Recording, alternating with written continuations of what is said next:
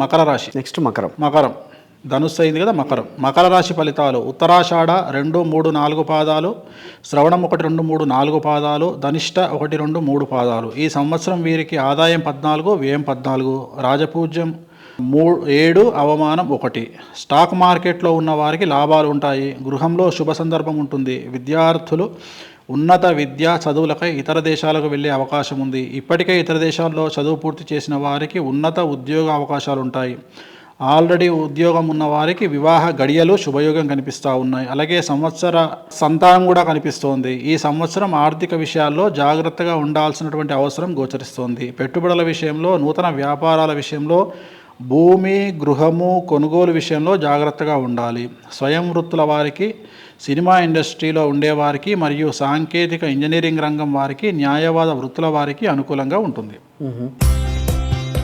Next కుంభరాశి.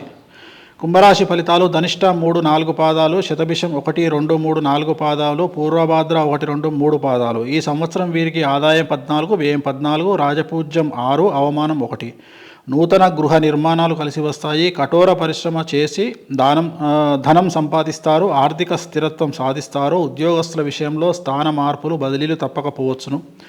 ఇంటికి, స్నేహితులకు మరియు కుటుంబానికి దూరంగా నివసించవలసి ఉంటుంది. గృహ నిర్మాణాలు చేయడం లేదా స్థిర నివాసం ఏర్పాటు చేసుకునే పనిలో నిమగ్నమై ఉంటారు. ఉద్యోగస్తులకు స్థాన చలనం కనిపిస్తోంది.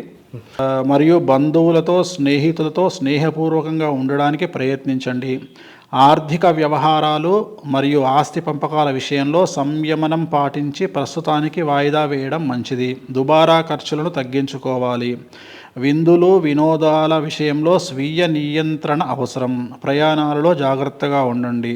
మొత్తంగా మిశ్రమ ఫలితాలను ఇస్తుంది ఈ సంవత్సరం. ఓకే. మరీ ముఖ్యంగా తల్లిదండ్రుల విషయంలో, సంతానం విషయంలో జాగ్రత్తగా ఉండండి. చివరిది మీనరాశి. పూర్వభాద్ర 4వ పాదము, ఉత్తరాభాద్ర 1, 2, 3, 4 పాదాలు, రేవతి 1, 2, 3, 4 పాదాలు.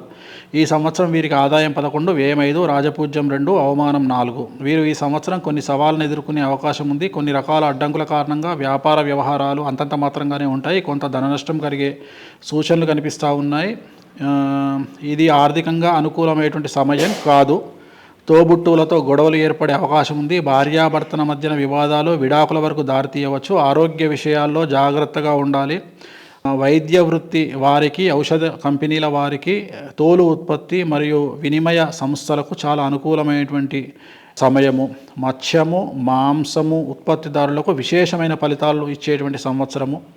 మత్తు పదార్థాలను సేవించే వారికి, జూద గృహాలను సందర్శించే వారికి, చీకటి మార్గాల ద్వారా డబ్బు సంపాదించే వారికి చాలా సమస్యలు ఈ సంవత్సరం ఏర్పడే అవకాశం ఉంది. అలాగే మానసికమైనటువంటి ఒత్తిడి అధికముగా ఉంటుంది.